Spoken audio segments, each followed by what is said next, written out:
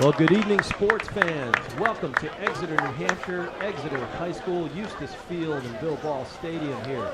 It is drizzling. It has been pouring. It was thunder and lightning 2 hours ago. It was an hour ago. And finally, folks, we are about to get underway. Better late than never, the old expression says. This is Rich McDonough here for Blue Hawk Media, and I'm glad to be bringing you the NHIAA first of two Division I boys lacrosse semifinals. These two teams, Bishop Guertin wearing white and Exeter wearing blue, know each other well. This is their third tilt for the season. They have battled it out, battled it hard. Bishop Guertin has won the first two games, and but both sets of fellas know each other very well. The coaches know each other very well. And again, this is their third time seeing each other this season. We are on Exeter's home field, but this is the tournament, and BG, Bishop Guertin, is the higher seed. So they're wearing the white with green numerals and green shorts. Exeter is wearing the navy blue uniforms with white numerals. Should be an interesting game for sure, since they know each other well. They're pretty evenly matched. Exeter came in at 13-6 and fourth in the media poll. They, as I said, they lost to BG twice earlier, and they were able to get the job done against Londonderry in the quarterfinals. BG, at its part, is the number one seed, number one in the poll, and number 2 seed, and 16-3. And here we go at a very wet but having cleared Eustace Field here at Exeter Bill Ball Stadium here. Exeter wins the opening draw and hums a hard shot off the face-off. That's McElroy wearing number 7. He hums that past Will Murphy, Will Murphy in the goal for the Cardinals. He is bound for Bryant, D1, and at the other end, his counterpart, Ethan Burnich, number 12, is RAT, perennial power in Division III. Runner-up this year, they lost their game to Tufts 2 weekends ago, and Burnich is an excellent, talented goalie, Long Island history, and he's in Exeter, has been for several years now, and he's a very good goaltender. That one hummed wide and left of Murphy by Lazowitz, number 11. He's a very good player, high-flying midi, can get the job done. That one squirts loose from the normally trusty stick of Patrick Hathaway, squirts out of bounds. And on this wet turf, folks, if you look at it, I'm an old goaltender myself, and I coached for 30 years. Great outlet pass, fine look for Caleb Young, who ladles it out to the side. And my friends, that is Sean McGarry, a talented sophomore out of a talented sophomore class for Coach Cameron on the BG sideline. Speaking of which, Coach Cameron is in his 20th year. They haven't lost a New Hampshire game since 2019 when they lost to Pinkerton in the final, and they are the 3-time Division I defending champions. And at the face-off dot today, the X, whatever you call it, you want to get lots of possessions. McElroy can really get it done, but his counterpart across the dot there, Paolo Vasquez, is bound for UMBC D1 down in Maryland, my old stomping grounds, for good reason. Logan Venn with a nice ground ball, puts it in his left, very quickly laterals it back to Murphy, and Murphy gives another good outlet pass and finds the lanky Tyler McLeod, a good LSM, who's had to elevate his game this year with some injuries and some graduation. Speaking of injuries, very critical for the BG offense and defense. The Dumont brothers, both of them bound for Loyola and Villanova. Brady is hurt on the offensive end. In attack, he's the Villanova-bound fella. And Al Dumont is headed for Loyola. He's playing close defense this year. His normal role with BG has been LSM. I've had the chance to coach both fellas, and they can really play, and they'll be sorely missed tonight. Nevertheless, BG has a very deep pool, including that man right there, Cam Hayden, again from that talented sophomore class, and he gets on the board for the first time himself tonight, and he makes it a 2-zip lead at 9:59 in the first quarter. Cam Hayden, a lefty. They have a ton of lefties on this team, do the BG Cardinals, and like I said, at 9:59, they sit at 2-0 now. Got to win possession. McElroy's done his part so far. Somebody jumped early. It's a question of which which fellow they're going to redraw, it looks like. We got a good officiating crew, tons of experience, creme de la creme. James Riley, Tyler Leeds, Sean Murphy, and Rich Poole. We got a bench ref and everything tonight. So they brought out everybody to do the honors tonight, and that one was a push, and then it's going to go the other way. Picking it up quickly is Lasowitz, number 11, and he looks to carry into the offensive zone and get things started for Coach Matt Brewster in his third year's offense. Matt Brewster, lots of energy, lots of talent, and I think he's one of those guys who's got everybody going in the right direction. Speaking of the right direction, Will Murphy gets low and nasty to get that ball. What a save, and that, folks, is why he's going D1. Very talented young man. I got to coach him for years. His backup is my son, Mike McDonough. Got to coach him for many years. He got sick of the old man, I'm sure. Anyway, they're both talented goalies. Will gets the start as he usually does, and he's a great kid, wrestling champion as well. And you see why he's bound for Bryant. He's very quick, excellent hand speed. Couldn't catch up with that one, but it was wide. I think he had that covered. It had been on cage, and that's a good look there by Tyler Bland. Good offensive power for the Exeter Bluehawks here. You got Owen Williams. He wears number 20. He's got the ball right now behind GLE, below GLE, which is goal line extended, folks. That's the goal line as it extends in an actual fashion from sideline to sideline. Owen tried a little elevation through the top of the island, gets it in with his left hand. He's a lefty. Great shot. He's going to D1 Jacksonville to play with my buddy John Galloway down there, who is everything in the goal, and we goalies stick together. Great coach, got a lot of things going in the right direction, and Owen Wilson will be glad he's down there playing for the Jacksonville fellas. All right, and we're at 8:28 and counting. It is 2-zip BG on the strength of goals from McGarry and Cam Hayden.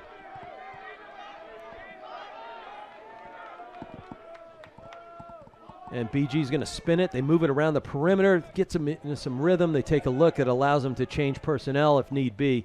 Speaking of personnel, another D1 bound kid, number 7, Caleb Young. He's headed to Stony Brook. Big lefty. Great hockey play. He's got a terrific windup. When he gets his hands high and free over his shoulder, it's very difficult to see if you're a goaltender, and it's very difficult to defend because he creates his own space, and he's a master at it.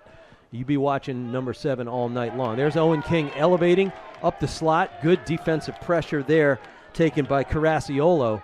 He's a good player. Exeter defense is anchored by that man, Tanner Smith. I had the chance to coach him. Great kid, class act all the way. Good pick set there by Hudson Schmidt, but then an excellent trail check there out of number 40. That's Julian Rogels. Good short stick D midfield. Lots of good short stick defenders here. Beautiful check from behind by Schmidt.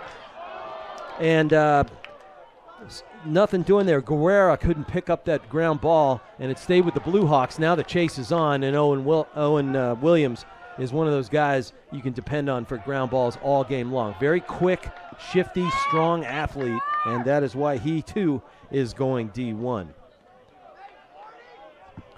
All right, folks, we just hit the 7-minute mark. Again, we're here at Exeter for the first of 2 semifinals. We were rain delayed an hour and 45 minutes. Got to see everything the internet had to offer sitting in the parking lot as the lightning struck and the rain fell down. All right, here comes Lasowitz trying to dodge. Nothing doing there. He has to he pulls it out, and we got a little bit of interference there. James Riley picks that up. He was our ref coach, if you will, when he certified my referee class. He's a great guy, knows his stuff, and there's a reason why he has reffed in the D1 NCAA Final Four. And we're lucky to have him on the field. He is an anchor in the ref community, absolutely. Winding down to 6 minutes, it remains 2-0 for the clad in white BG Cardinals on the hometown Exeter field. But again, because of the seedings in the tournament, higher seed wears white. And carrying the ball here is Beau Dubois. He's had a really good impact here. He's a junior coming in this year, joining the BG family, and he's done a great job. He's one of the rare righties we're seeing today. And then number 11 is another lefty, Micah Dunsmore. Pulls it back, pulls it hip side. He's going to RPI, and that one's going nowhere but in the back of the net.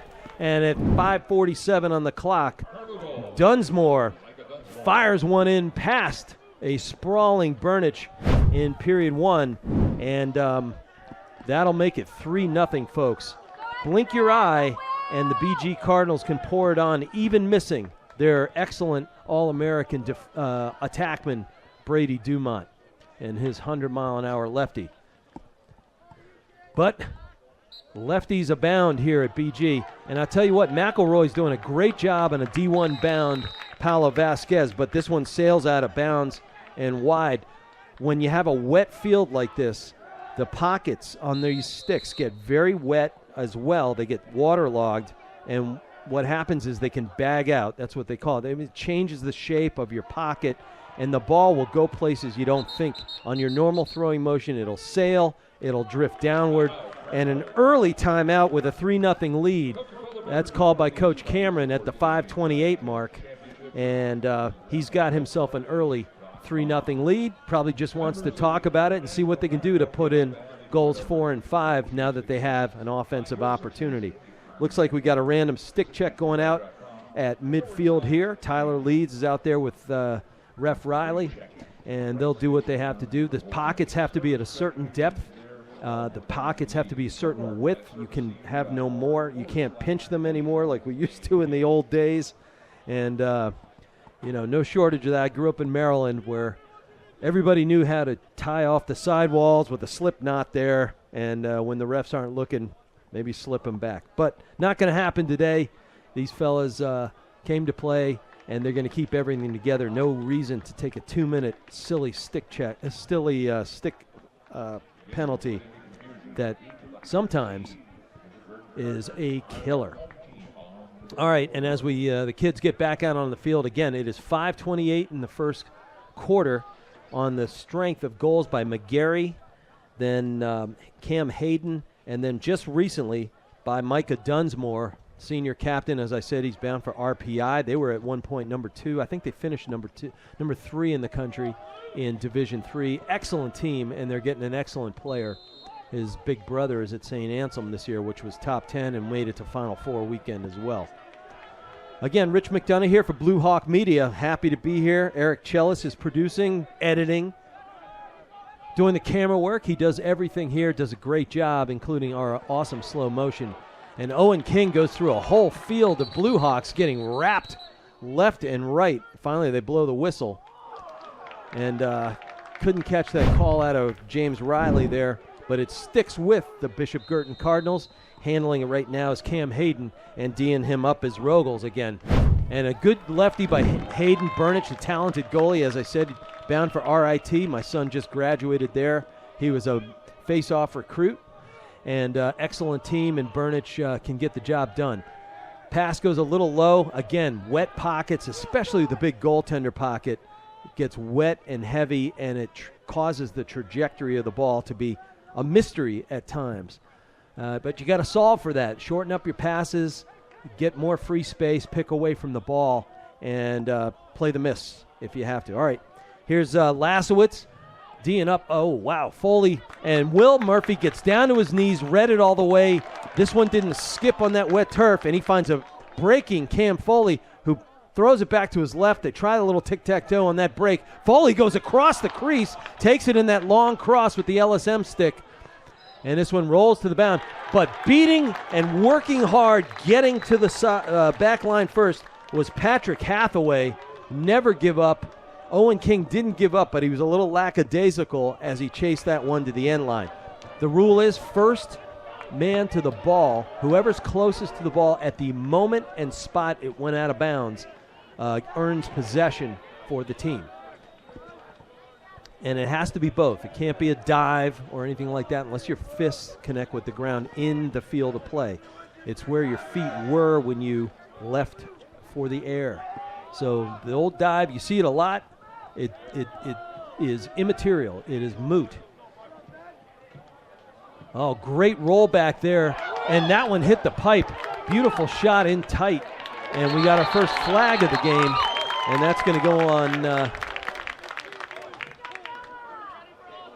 Yep. Coming off the field is that's Colin Foley there. And going to the box, So it was a hold by number 16. That is DeLello, the talented short stick D. Just too much physicality there. Got a little lift and a hold. That'll be a 30-second call on DeLello. So our first EMO, extra man, some people call it. Man up, I call it usually. I want to say both because the dictionary is deep. It's a 30-second penalty. That means they got to get into their rotation right away. They do so, and at 2:58 in the first quarter on the strength of a man-up opportunity. Yeah, that was Michael Ponto. He got himself a goal in the Concord game in the quarterfinals, and it's great to see that guy get on the board. And that was an EMO goal. 4-0, folks. I think these teams, on paper are pretty evenly matched, especially with the Dumont injuries. And BG has come to play ball today in the first quarter. Long game, though, folks. Don't write anybody off. I've seen these Exeter guys come back. They're cardiac kids, and they're well coached by an energetic coach and coaching staff. They themselves, they beat Londonderry 12-7 in the quarters to get here, and they are on offense after that violation. So 4-0, 2:30 left on the clock in the first, folks, and that one sails again. DeLello, who's just got that penalty, it sailed and it just tickled the sideline, so that turnover's unforced, but I get it, though. Those wet pockets are very, very difficult, cumbersome, and completely unreliable. And here's a great athlete, Hunter Duwani, number 23. He's one of those talented sophomore class members for BG. Great athlete, great runner. Sometimes he looks more like a hard-hitting fullback or tailback when he gets loose. But he certainly is an excellent cover guy as a short stick defender, and he'll probably open up his offensive game a little more after the summer sessions happen and he gets deeper into his BG career as a junior next year. But for now, a very gritty, physical, determined player. I had him in Coach Mack youth camps back in the day, and he was physical then. Speaking of physical, beats the double team right there, and a big long slide there by DeLello on McGarry. Knocks him back off his path. They hit it and bang it around topside around the restraining line to reset. And we are drifting down to the 1 minute mark. Carrying the ball was the aforementioned Ponto, who just scored that goal. He backs it out to the corner. Tanner Smith covering him. Smith gets picked off, so Ponto elevates above GLE, tries to roll back at the island there. Nothing doing, does get underneath and fires a shot wide of Burnich. And that one sails wide. This time, BG is there to corral it at the back line, and it stays with them at the 1 minute even mark and up 4.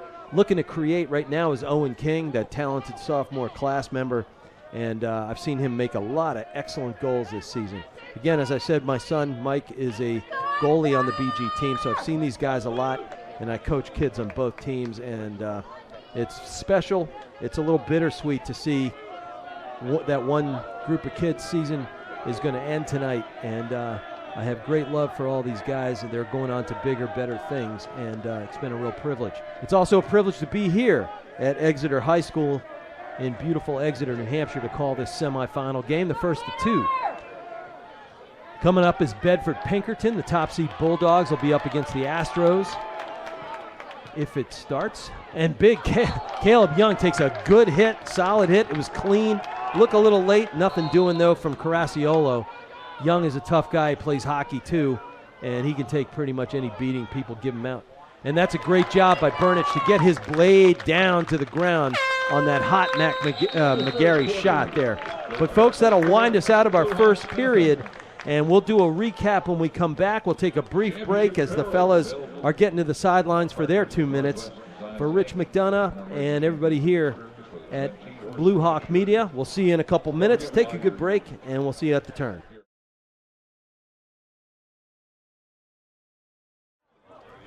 All right, folks, welcome back from our quick break here between quarters. First quarter was, at least on the scoreboard, was all BG. Even though Exeter had its looks in a couple of possessions, BG was able to play some good defense, get some ground balls. It's 4-0 on the strength of a initial early goal by McGarry, and then followed up by Cam Hayden. 2 sophomores scoring goals. Then you had Micah Dunsmore, the RPI-bound senior and captain here, making it 3-0. And then to finish it off, you had that EMO goal late in that possession, the 32nd call, and then that makes it 4-0, and we rounded out our first quarter, and here we go to start our second. And right on cue is Will McElroy has been doing a great job at the face-off dot and having his way tonight against an awesome Paolo Vasquez. As I said, he's bound to play at UMBC. Terrific program and history with UMBC Retrievers Lacrosse. All right, little squeeze on the far side, farthest away from our camera, ably managed by Eric Chellis. BG gets the drop to the carpet, picks up the ball, and back on offense they go. And McGarry bangs it outside to Cam Hayden, who takes the ball way outside, way up on the front porch, or the porch, depending on which iteration of Bobby Scott's great How to Play Lacrosse, essentially the Lacrosse Bible. Great Hopkins coach, updated by the great former Hopkins coach, Dave Petramala. Petro's an old buddy. All right, McGarry bangs it across to King. King throws it up top side of the right-hand slot there, and the excellent runner, Schmidt. Nothing doing, good defense right there by Bland, and they have to bang it around the perimeter again. And ever hawking with that big stick there in defense is Andrew Nicholas, the LSM. He's a senior, excellent player.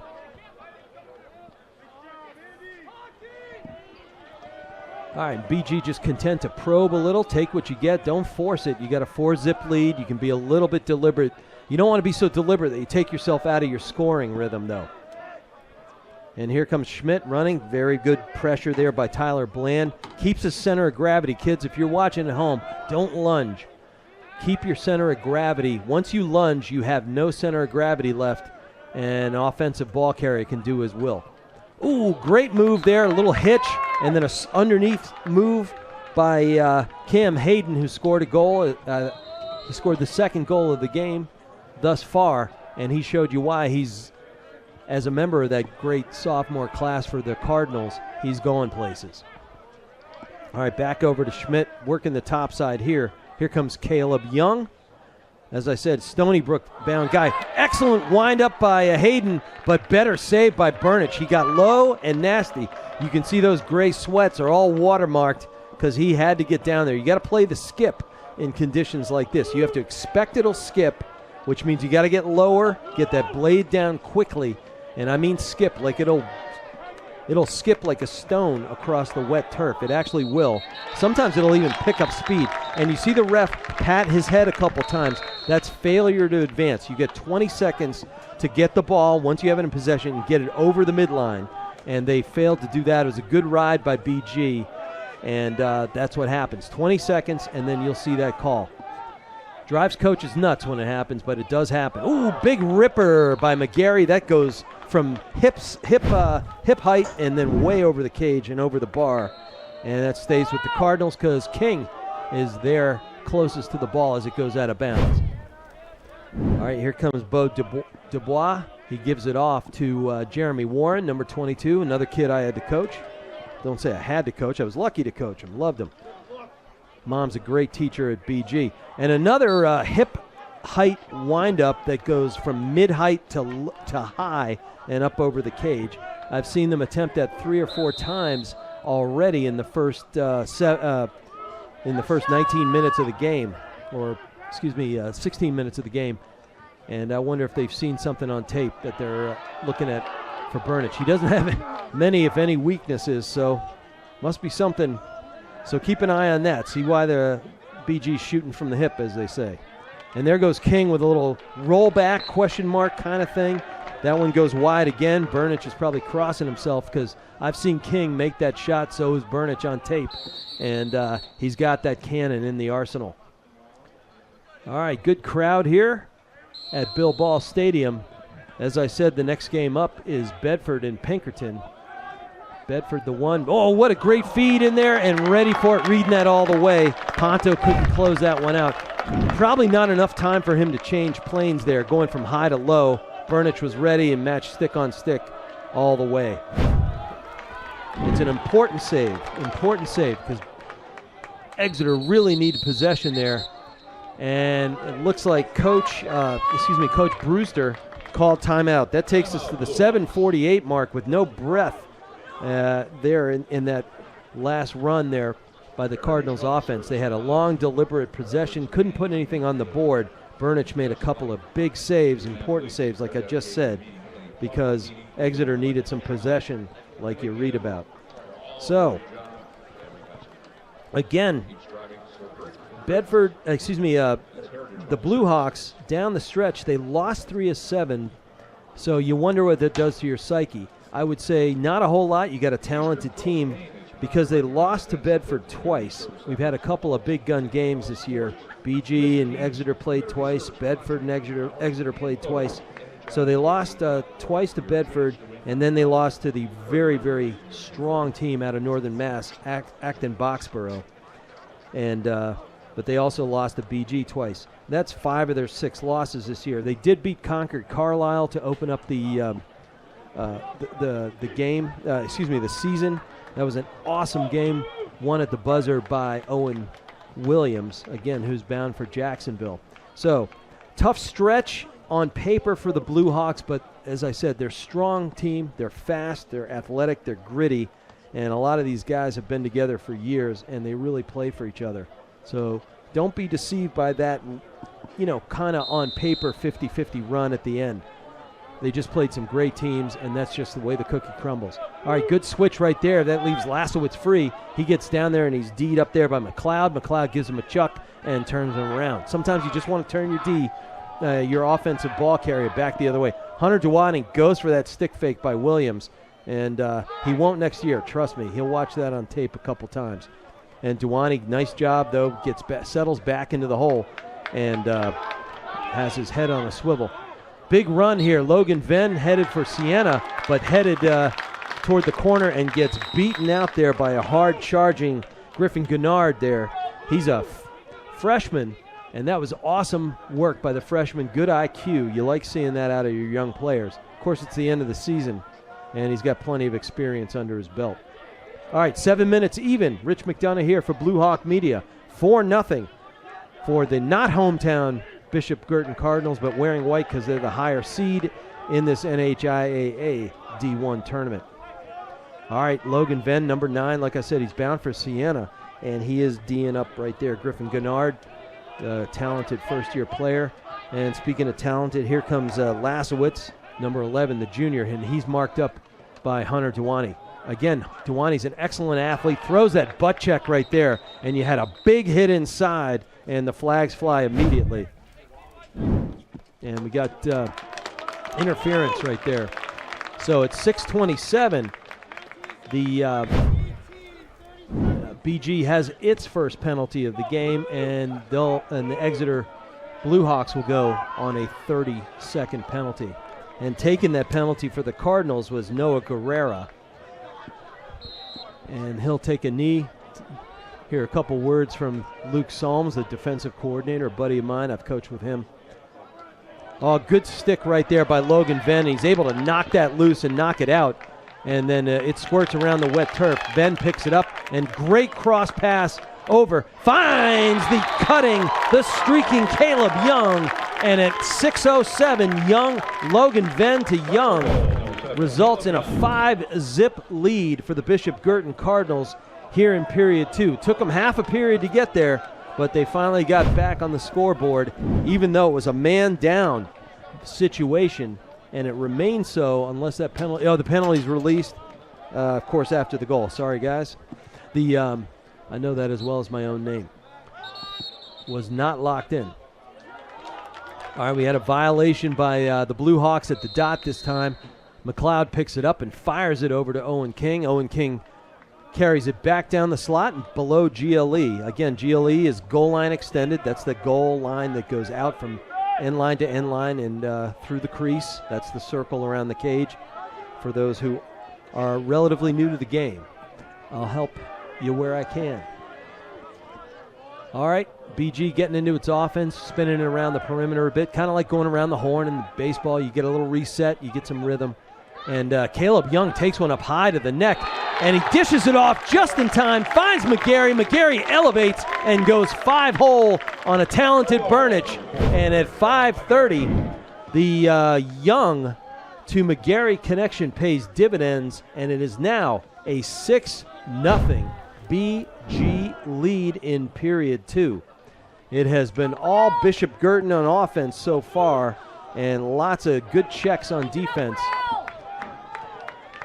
So far, McElroy has done the job at the face-off dot. This time he has another second violation in a row. And just as a head note, folks, if you get three face-off violations in a half, it results in a 30-second penalty. So they're on 2 and counting. I think Vasquez had 1 of his own. So keep an eye on that. If BG gets 2 violations in this half, this quarter, it'll be 30 seconds penalty in favor of the Blue Hawks. If the Blue Hawks get 1 more, we'll see a 30-second man up for the Cardinals. Here comes Micah Dunsmore carrying it and getting harassed nicely. Great job by Rogels. We've mentioned him a few times. He's a good player. I like watching his game. This one's drifting around. Carter Drazokis, not the tallest man on the field, bound to play for Wentworth in D3 down in Boston. Going to get himself an excellent education. His brother, Calvin, is a veteran player down there for Coach Russo. And they got good kids coming in from a really good family. I had the pleasure of coaching Carter. Another kid I coached was McGarry, who just dished it up to Owen King. Owen King brought his man way outside, and a beautiful feed inside. Great catch in there by Jeremy Warren, another kid I've coached, and he caught that in traffic, caught it loaded at the top of his arc, and then drilled it home as he got drilled down to the deck. And that was just a beautiful 1-2 punch. You had King feeding Warren, and 7-0 in favor of the Cardinals at the 4:26 mark in the second quarter. It is, don't hold your breath because the rout could be on. Well, the guys are going to get a drink real quickly. We're going to do the same here. This is Rich McDonough for Blue Hawk Media, and we'll see you in about a minute. Thanks for being with us.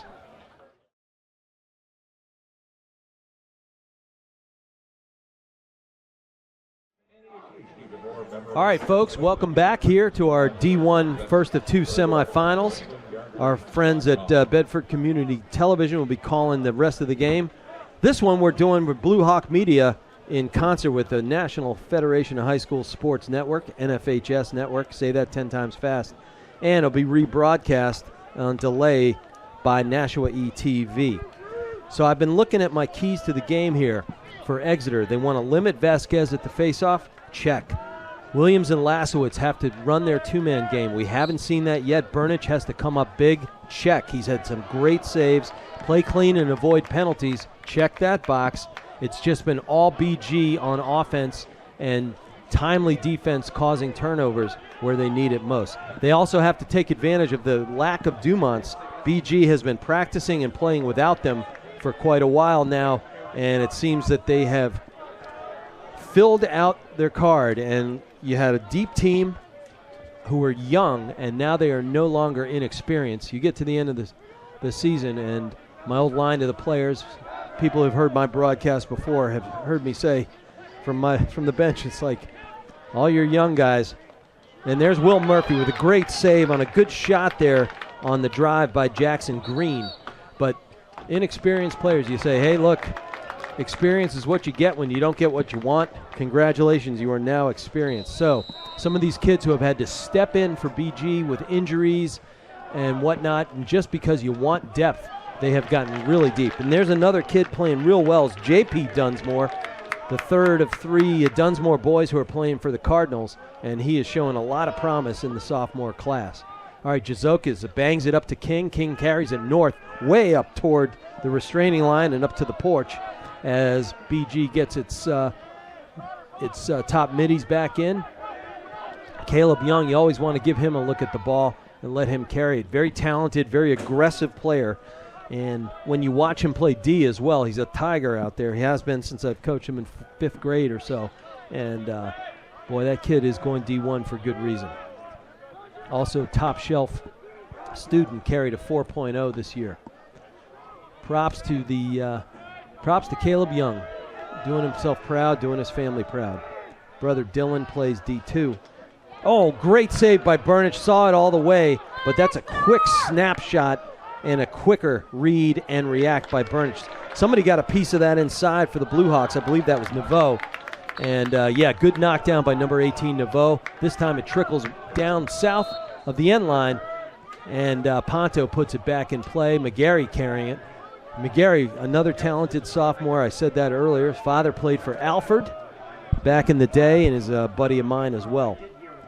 All right, McGarry's got solo coverage, looking to pass. Big traffic there. I don't know that was the greatest decision by Hayden to pull that one, where he was bracketed by a pair of Blue Hawks in the form of Nicholas and Smith. Tanner Smith out there, number 13. Again, I coached him for 3 seasons with Tomahawks. Great kid, classy guy, going to St. Anselm. And they're going to get an awesome athlete and just a wonderful teammate. And coming from a good family who I consider good friends. Tanner Smith is a good man, and he's also the anchor of this very, very good Blue Hawk defense. All right, nevertheless, BG remains in control of the ball in this possession, and more so in the game. It is 7-0 at the 1:40 mark in the first half, our second quarter here at Bill Ball. Again, if you're joining us late, surprised to see this game in process. We had a nearly 2-hour rain delay, thunder and lightning strikes all around us, and you just can't take chances with that. Nice changing planes by McGarry, but Burnich is up to the task. That's got to be his 8th or 9th save already. He is being tested relentlessly by the entire Cardinals offense, and it's coming from everywhere, folks. They had last game in the even with hurt players, they spread the wealth, and they had 14 players, 14 score points in that game. Well done. They had 10 goal scorers, and then 4 kids who did not score a goal, but added to the score totals by nice passing and timely work on offense. All right, now carrying the ball for BG is Cam Hayden, and he drifts around top side. Again, Chris Cameron, the head coach, is in his 20th season, 3-time defending title. He's got on his staff Luke Soames, Cody Marquis, and his own son. You see him down there, the redhead, Brian Cameron, who's a great guy. Just turned 25, and he played at North Carolina and Rutgers. All-American for Bishop Guertin, and just a stand-up guy in college ball and as a young coach. Coach Holy Cross this past year. And if he does more work with the Cardinals, the kids are going to really benefit from that. All right, BG looking to close this one out. We're at 12 seconds and counting. They try to get it back to the slot. Owen King picks it up. Hayden is able to grab that one, feeds it in tight to Caleb Young. Caleb tries a shot as he gets hammered by Tanner Smith, and Burnich makes yet another stop. And tick-tock, tick-tock. That'll wind us out of the first half, folks. And you saw what I saw on a rain-soaked field. BG wasted no time. They want to get back home. They got finals tomorrow, a bunch of them. And they're playing like they mean it and mean to go study tonight, right?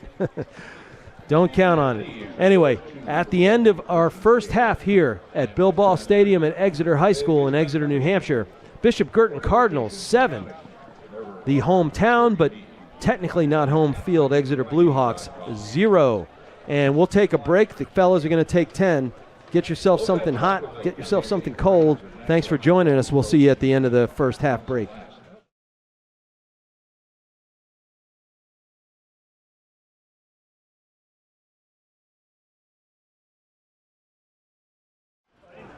All right, folks, welcome back to Eustis Field here at Exeter High School and Bill Ball Stadium. This is Rich McDonough for Blue Hawk Media for National Federation of High School Sports, NFHS Network, and NHIAA ETV in our joint production. And this is the NHIAA Division I Boys Lacrosse Semifinal number 1. Bishop Guertin in white, Exeter in blue, and it's 7-0. It was all Bishop Guertin. In many respects. In some ways it's surprising. I'll give you the breakdown. Early on we had McGarry score for Bishop Guertin, and then followed up quickly thereafter by Cam Hayden. And then a little later in the first period, Micah Dunsmore, number 11, RPI bound, made it 3-0 Cardinals. And then on an extra man opportunity, man up if you want to call it that, a lot of people do, Bishop Guertin got its 4th goal of the game. courtesy of Michael Ponto. And then as we went to the second quarter, it was all Bishop Guertin one more time. They had a man-down goal to make it 5-0. That was courtesy of Caleb Young on a beautiful pass by the defenseman Logan Venn. And then Bishop Guertin made it 6-0 on the strength of another McGarry goal, his second of the game. And then to finish off the scoring pretty late in the second period, none other than Jeremy Warren, the junior, got himself a playoff goal, and he was real happy, as is the whole Warren family. And yep, it's 7-0. For his part at the face-off dot there, I'll tell you, McElroy, number 7, who just picked up another win, has done his job. He has done his job. Bishop Guertin has been controlling the game in all facets, up and down the field, and all facets of the game thereafter. You can't just have possession, you got to convert. And then the goaltending battle. Will Murphy's made some dynamite saves, but at the other end, Ethan Burnich has been on point. That 7-0 bulge right now is not his fault. He has made some stellar saves and made it, I think, about 10 of them. All right, finally, taking it in tight is Patrick Hathaway. He had himself a hattie in the quarterfinals, and he finally gets the Blue Hawks off the schneid and on the board in the third quarter at the 11:24 mark. So they take 36 seconds after McElroy wins that important face-off, and a great feed and a great catch in traffic by to finish that one off. And finally, it is 7-1, folks, and back to the dot we go. This time, Vasquez looks a whole lot like the Vasquez we've all come to know, and he wins that one quickly and gets it out into space. So Hathaway gets his goal. Nice job getting it down in tight and quickly. And Bishop Guertin was slow to react to that feed and wasn't in a checking position, and he was able to turn and fire that one into the corner past Murphy. All right, we're under 11 here in the third quarter, 12-minute quarters, as we said earlier, with girls and boys lacrosse at the high school level. All right, Caleb Young, great passer, great shooter, gets it over to Hayden, who winds up with that big left, big, tall, rangy kid, and that one sails high over the goal and Burnich, and Owen King restarts it as he was closest to the line when that ball went out of bounds. All right, here comes Hayden, marked up there by DeLello again. He took that penalty in the first half when BG scored their man-up goal. This time it goes to the ground, and Caleb Young picks it up and retreats back to the corner. Nicely defended there by a very good short-stick D-man, number 40, Rogels. And this time he gets burned by the hitch. Caleb Young's a very talented athlete, and good late slide, but missing everything. You got two shorties sliding to one very talented D1 bound midfielder there. That's a tough draw. All right, now carrying the ball. Ponto scored, as we said in the first half. He got BG their fourth goal of the game and fourth goal of that four-goal outburst in that first quarter. All right, Hayden draws that slide. Second slide is there too, and the backside flip pass there by Ponto finds its way over to McGarry. McGarry tucks and drills it in the top corner. Burnich had no chance.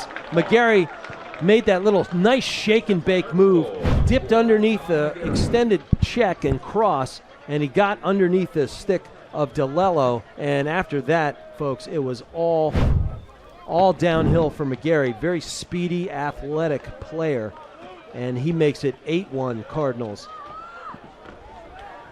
And back to the dot we go at the 9:29 mark.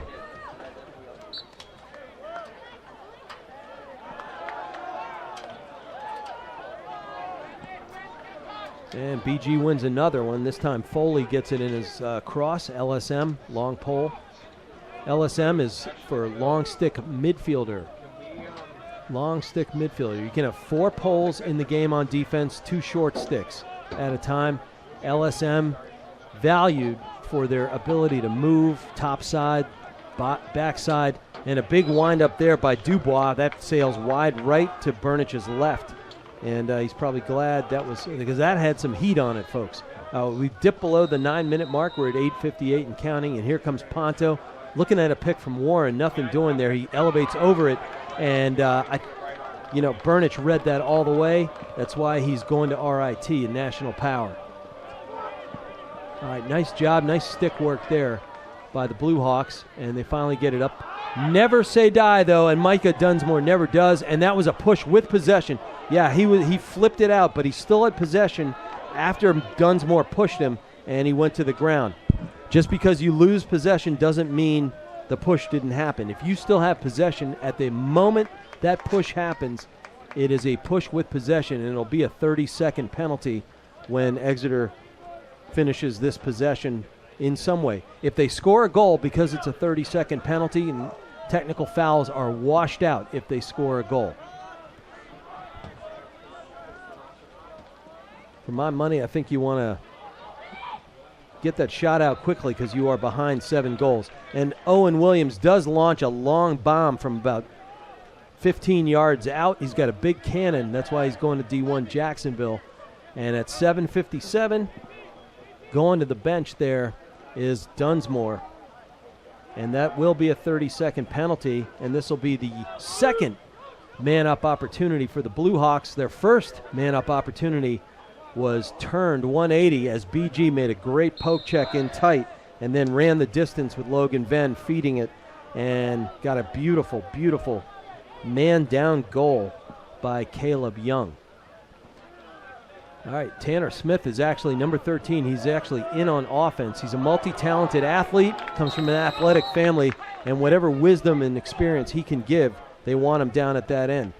But they throw it away early in that possession. That is a killer unforced error by the offense, and that'll wrinkle a coach's brow for sure. I coached for over 30 seasons, and that is why I'm gray. As I like joking about it, the gray hair on coaches has nothing to do with age or genetics. It's all about unforced errors and turnovers. All right, this one rolls across the end line at 7:20, and that'll go back to the Blue Hawks as BG couldn't keep control. Burnich moves it up the middle, and they're leaving him open for the moment, but he smartly gets it over to Lasowitz, talented, shifty midfielder. He carries it over the midline and heads for the attacking zone. Gets it underneath the restraining line, gets his touch. You still got to touch it into the offensive attacking zone in high school boys lacrosse. No, not so at the college game. My guess is eventually they will get rid of the touch at the high school level. Big long pass, finds Jazokas. He can't do anything as he was backpedaling, ended up with no angle. Jazokas, smart kid, bound for Wentworth Institute of Technology, thought better of it and then just backed it out and said, let's hit the reset switch and get our offensive guys on board, on the field, and into play. Caleb Young starts it out like a point guard, any good point guard like he is, has his chin up, and he's always looking to create. Early shot, not an ill-advised shot by Hayden, and that somehow trickles in even though, wow, Burnich got a piece of it. He had it lined up the whole time, and Cam Hayden gets himself a cupcake of a goal right there. And I'll bet you Burnich would like to have that back 100 times starting today. So at 6:17, the trickle goal by Cam Hayden, even though it was an ill-advised shot from a bad angle and bad shooting position, finds its way through on that wet turf. And it is 9-1, folks. And BG wins the face-off courtesy of Vasquez. He drops the ball. Pretty good trail check right there from Andrew Nicholas, the talented senior LSM for the Blue Hawks. But the ensuing scrum goes out of bounds, off the Blue Hawks, and back to the BG Cardinals. And here comes Micah Dunsmore, just fresh out of that box in the 30-second penalty that he took. No harm, no foul. Don't tell that to a coach, though. All right, Jeremy Warren comes in, heads down the alley there, and looks to dump it off to Jazokas, does so. Jazokas handles in the corner, pumps it back to Warren. Warren looks to create. He's well marked there by Graham Knight. And then Warren's forced to give it back over to Dubois. Dubois over to McGarry, and then finds its way back to Jeremy Warren. Again, Knight, good pressure right there. Pontos finds a rising Jazokas who's able to get in his left. He is a lefty, and that rings off the backside iron. And Burnich, goalie's best friend right there. 5:17 now in the third quarter. It's 9-1. Long looping pass. and picked off there by an athletic Ponto leaping to grab that one. Jazokas can't handle it and drifts out of bounds ever so slowly. 5:07 and counting goes back to the Blue Hawks. Down 8 goals, 9-1, and they've got to do something and do something in a hurry to the Exeter Blue Hawks. Again, coming back to hunt the ball is Marshall Lazowitz. He takes the ball and gets it over midfield. They got to get a touch. You got another 10 seconds to touch it in. He does so. That's the 30-yard line. And tripped errantly, not intentionally, by Duwani. Doesn't matter. It counts the same. With the backhanded pass to the crease, finds its way to the turf, and the Easter egg hunt is on. And finally, BG gets it up and into the stick of Noah Guerrera. But we're going to see a tripping call, my guess is. They called a hold. So he got his foot tangled up, which typically would be a tripping call, but they called the 30-second technical on Duwani instead. So he'll sit in the box for 30, and this is Exeter's third look at a man-up opportunity. All 3 have been 30-second variety. They threw it out of bounds on their last try, and they gave up a man-up goal on the previous EMO, their EMO opportunity. Excellent check by McLeod on the stick of Bland again, and that just chews up time. They still maintain the ball, but it chews time. Great feed to the crease over the head of Will Murphy. Beautiful, beautiful feed by Hathaway. And Jackson Green caught that loaded, folks, which means it's back in shooting position when he catches it, and all in one fell swoop, he gets the catch, gets the release, and gets the goal. Bada bing, back of the net for that fella, and he is real happy about it. Exeter needed that one big time. So that takes us to 4:10 in the third quarter, and it is now 9-2 for the Cardinals after that good goal by Jackson Green. Even better feed by Hathaway. All right, BG wins another one. That was part of the problem for BG, even though they had a commanding lead after one half. BG was losing most of the face-off battles. I'm just me up here in the booth right now, so I don't have a stats guy. I'm doing my best with the goals and assists. But I'd have to say that it was about 65% win for the very talented junior McElroy. But BG has the ball. We're at 3:30 and counting here at Exeter. The skies are darkening again. The betting odds at whoa, great pass and feed. And for the cutting, the fast cutting there, Cam Hayden able to handle it but misses wide. So as these skies darken, we've got a pool going, whether it's going to thunder and lightning again. You wonder whether we'll get in game 2. Late hit, but clean hit by the very good Sean DeLello, short stick defender on Caleb Young. He goes to the ground. No harm, no foul. Caleb Young, as I said, he's a hockey player. He's seen hit after hit after hit. He's quite good. Very physical player for his own part. And he can dish it out and take it. All right, here comes Hayden swirling around. Pretty good defense again by DeLello. And Hayden's got to give it up. They go left side of the BG offense. Ponto backs it out and gets it back to the point. And Hayden back to Ponto. Ponto's looking to create. He throws it long below GLE. And here comes McGarry. Talented righty, very athletic. And they run that little inside-out play.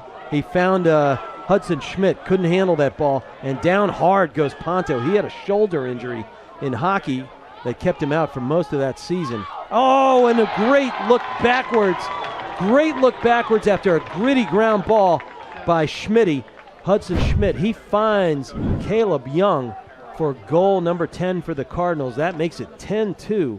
Caleb Young has his second goal of the game, and a really beautiful feed by Hudson Schmidt.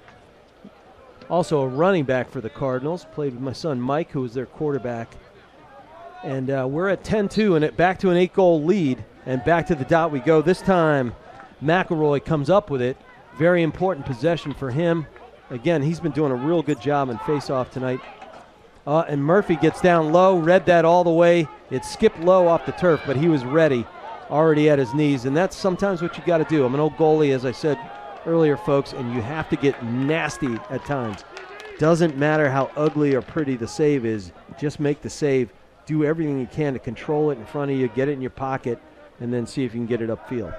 And Will Murphy, a kid I coach, I coach him in the position as a goalie, and he is going to Bryant D1 for good reason. And you see him again there. That was 5-hole. He read it all the way, and kind of a lazy pass out of the crease there, but good athletic play by the Exeter Blue Hawks. And Coach Cameron calls a timeout at 1:42. Kind of a bailout timeout, even though I think they were going to get it in hand. Probably not a bad idea to talk it over, as you saw Exeter with a bunch of kind of high-octane looks. They're getting to the slot. They're getting the passes in tight. So Cam wants to discuss that one and hit the reset switch by himself. We'll take a 30-second break, folks, and we'll rejoin you after. This is Rich McDonough for Blue Hawks Media for NFHS Sports Network and Nashua ETV.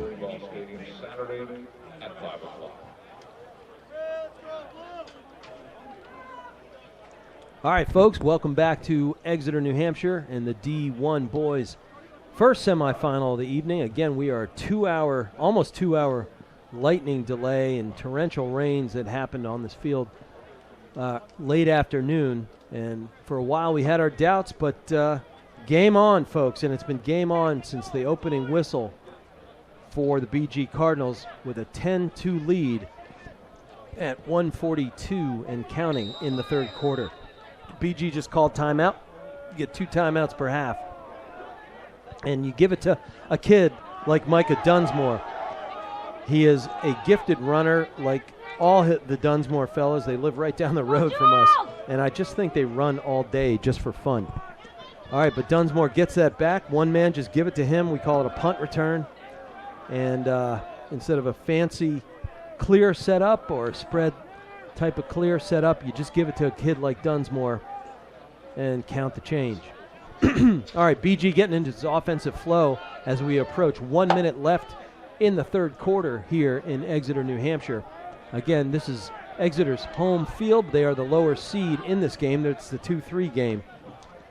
Second game coming up after about a half hour after this one concludes, and it's going to be the top seed, Bedford Bulldogs, hosting the Pinkerton Astros at the 4 seed. Usual suspects in the lineup. Last year we had a kind of a cool change. Merrimack was here. They took it on the chin in the first semifinal, but props to the Merrimack Tomahawks for creating some real good buzz and quality in their program. They're doing a great job. You gotta admire it when that happens. All right, 20 seconds with which to work have the Cardinals. And Hayden goes a big sweep across the whole field, dishes it down to Ponto, who rips it. He gave his man, Tanner Smith, who's an awesome defender, a beautiful hitch. And then he jumped quickly and then ripped it back in his right hand. And that was just a stellar goal by Ponto. I called him EJ. It's his father. Excuse me. Michael Ponto doing yeoman's duty. Great pass after a sweep by Hayden.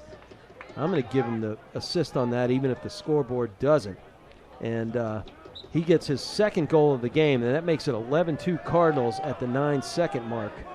And that'll carry us out of the period as Paulo Vasquez wins one, takes a long bomb shot. That'll be a free gumball save for Ethan Burnich. But domination continues by the Bishop Guertin Cardinals. They finished off the first half at 7-0, and they outgunned Exeter here in the third quarter, 4-2, and they take an 11-2 lead, a commanding lead, into the fourth quarter break. We'll do the same for everybody at National Federation of High School Sports Network, Blue Hawk Media, and Nashua ETV. Rich McDonough, we'll see you after the break.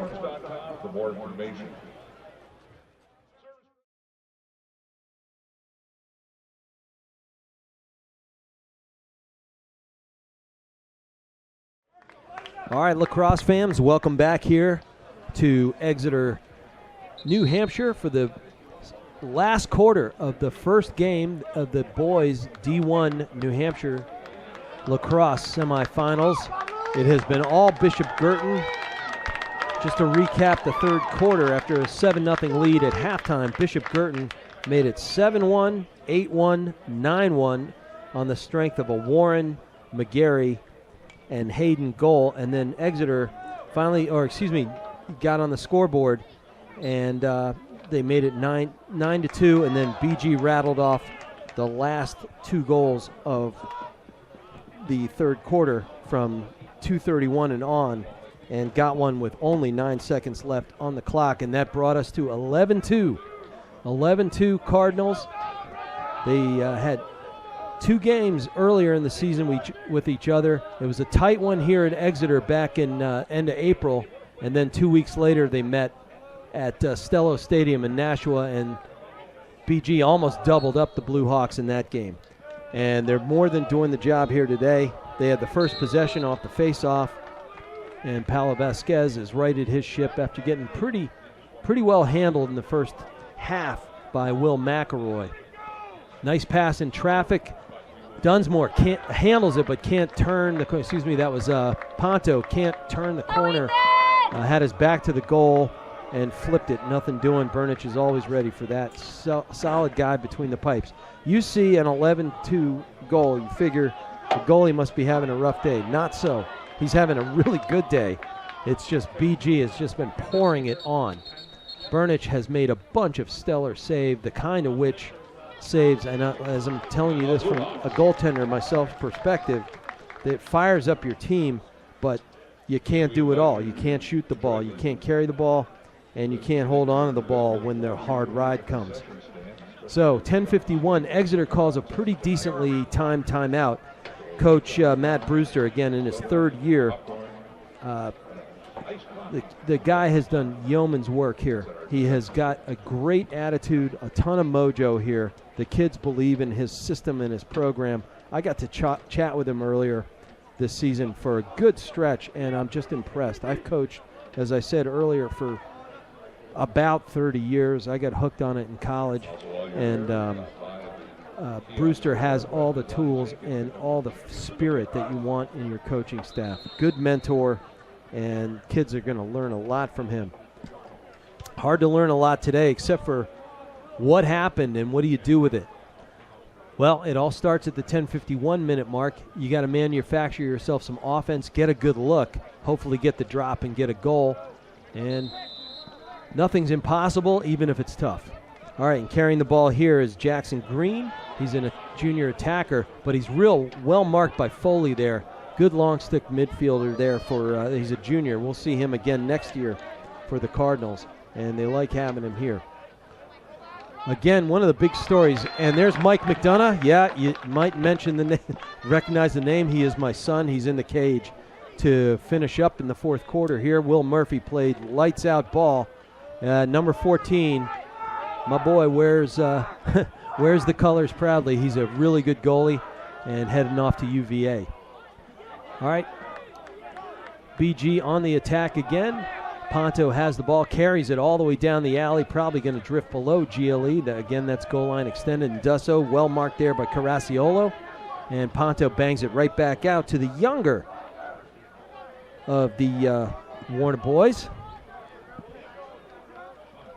Warren. I said Warner. Jackson Warren. I've had him in youth camps. He's a great kid, and he's following in great footsteps.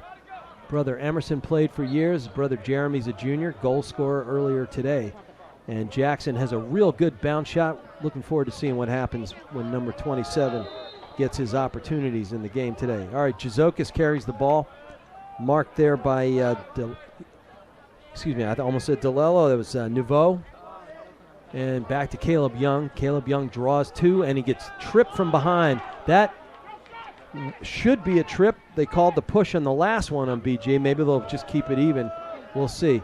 I'm certified referee. I don't complain about refs anymore. It's the hardest thing in the world. And after I'd reffed my first few games at Sauhegan, I said, I'll never yap at another ref in my life. It's the hardest thing. There's so much going on. And pick your poison. What are you going to call? What are you going to uncall? All right, Caleb Young with time and space steps into it, and with that big hammer lefty, Burnich had no chance. And that is a goal, and that is 13-2, folks, or 12-2. Caleb Young with a big windup and a big tally for Bishop Guertin. They did call a technical violation and not a trip after all, so they wash out the penalty. If it's a 1 minute type a personal foul, they will leave the penalty intact, and then we'll have man up opportunity or man down, depending who you are. But if it's a 30-second and the same possession results in a goal for the fouled team, it is wiped out. And there is Vasquez giving chase in a big hip. That was almost a hockey hip right there. Everybody goes down to the ground. And we got a timeout on the field. 8:34. It is 12-2, folks. Bishop Guertin in total command and looking to start that bus up. We're going to take a break, as the fellas do, and we'll see you after it. Thanks for being with us, everybody.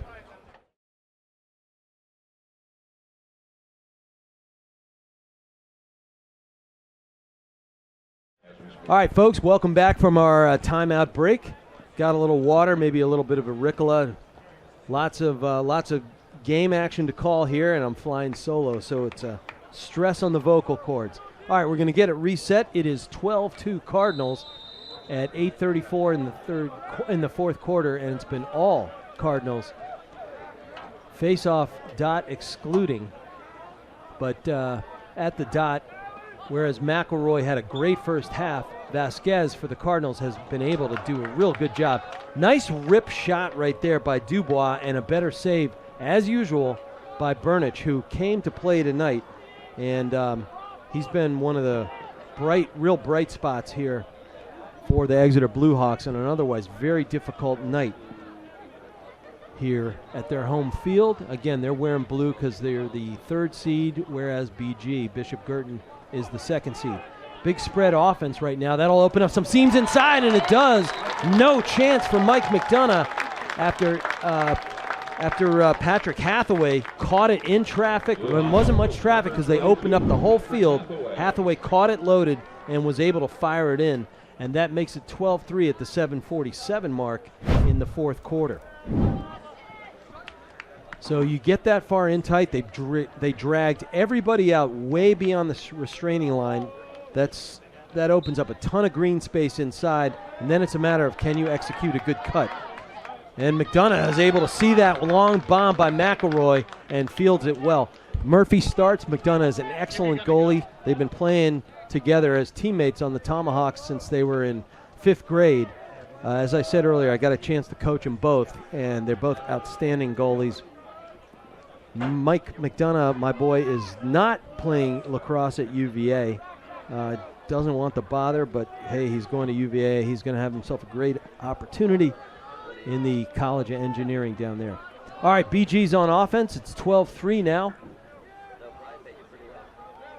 Exeter just dismissed that double-digit lead, and Dubois has it. He's getting pretty well marked. It's a cross field pass over there to Warren. Warren handles it. The young Warren gets it back over topside. This is a good opportunity. You get to play in a playoff game, in a meaningful playoff game, and then get some good reps. That'll just make you better down the stretch, and certainly allows the younger players to get some action and become better, experienced players next year. At the very least, you've seen the bright lights in semifinal weekend, and that's very important. You can't underestimate the fact that you've been there, done that. All right, here comes Tanner Smith handling that pole. Gets down, crosses the into the offensive zone, gets his touch inside in the inside the restraining line, and then McLeod's Guerrera has to mark up Owen Williams. We haven't heard a whole lot out of not Williams, but Owen comes down below GLE. Maybe play a little bit of a two-man game. I had expected to see the two-man game with Lazowitz and Williams, and that has not materialized. Lazowitz in particular has been well defended tonight, and that allows some very stout defensive play from Bishop Guertin to clamp down and shut down the rhythm, the flow of Exeter's offense. Consequently, they only have 3 goals tonight. A stifling defensive effort by the Bishop Guertin Cardinals. Here comes the slide, courtesy of Dubois. And now Lazowitz has the shorty in the form of Dubois. Tanner Smith stays in the offense there. Excellent athlete. He can rip it with that long pole, but they got to get him time and space. Great poke by Dubois to dislodge the ball. It was kind of a push there, no call. The ref is about to call it, but they have to call it eventually. They're going to give him a chance. You don't call it immediately, as if a player has a chance to get the ball back. It's unnecessary, takes the fellas out of rhythm. But once it was clear that it was a push, the referee had made up his mind properly and then finally made that delayed call. And it stays with the Blue Hawks. Here comes Williams with that left. Goes all the way down the left-hand slide. That one rings off the pipe. Great shot attempt there by Hathaway. He had that hat trick in the quarterfinals, looking for more.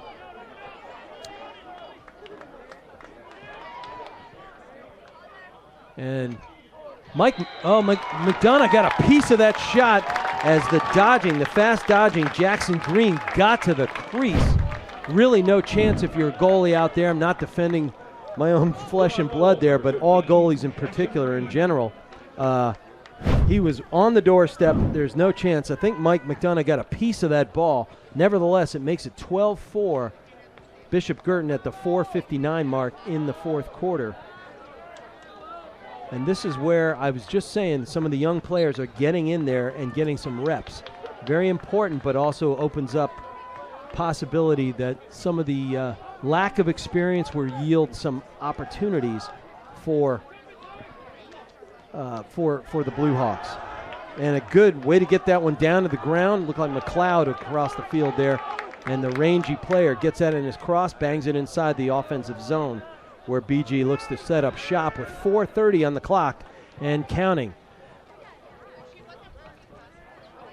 You don't want to be lights out at any given time, but it is an 8-goal lead with 4 minutes. BG has controlled its possessions tonight, deliberately when they have to, explosively when the opportunities have presented themselves. All right, carrying the ball is the great runner, Dunsmore, and he is marked up there by DeLello. And takes him way, way outside to the corner. Excuse me, not DeLello, that was Nicholas. I saw a 6, couldn't see the lack of 1. And that one was a gumball. Burnich has no problem handling that. He can handle 100-mile-an-hour heat. That was a day at the office for him. All right, here comes Lazowitz, the aforementioned player. Mike McDonough gets that blade down to the ground in a hurry, makes a big save in the 5-hole, and then routes it outside. He was a quarterback, knows how to throw the outlet pass as well as anybody. Now picking it up for is Sam Patnaud, the senior defensive player, getting his time on the action. Nice man ball there, right there by J.P. Dunsmore. Kids, if you're in traffic, play the body.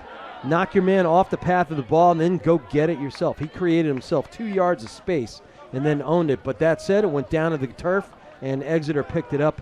Good job getting it down the field by Griffin Lechner. Older brother was co-All-State Player of the Year last year and now is doing good job for the Wesleyan Cardinals. I had a chance to call 2 Wesleyan games this spring for the NESCAC, and they got a good thing going down there at Wesleyan. They were the top scoring offense for much of the season in D3, got bounced out by Tufts, who went on to win the national title. Michael McDonough gets another save close in on a rip by Jackson Green. That's Mike McDonough's 3rd save already in limited service in the fourth quarter here. And once again getting it up the field is Patnaud. He gets it down into the offensive zone. They get their touch, and they get to relax. Once you get it over midfield, folks, you got 10 seconds to touch it into the offensive zone. That's the restraining line, which with the football markings is at the 30-yard line.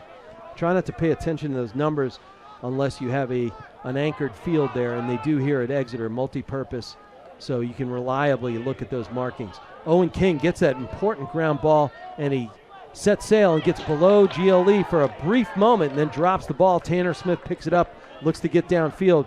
Back across the grain, connects with Lechner. Lechner gets it downfield, and he's looking to create as Lazowitz comes back on the field. But that one sails high out of Lechner's cross and over the head of the waiting Swalje. His dad, Steve's a great guy, official. And as we wind down to a minute and a half left, folks, I got to say a special thank you, one, to Eric Chellis, who does a stand-up job here. We got high-quality video, replay, you name it, audio, ambient audio, and all 3 headsets all set up. He's a great guy and does a terrific job for Blue Hawk Media and for all of us here in our joint National Federation of High School Sports, NFHS Network, Blue Hawk Media, and NHIAA TV.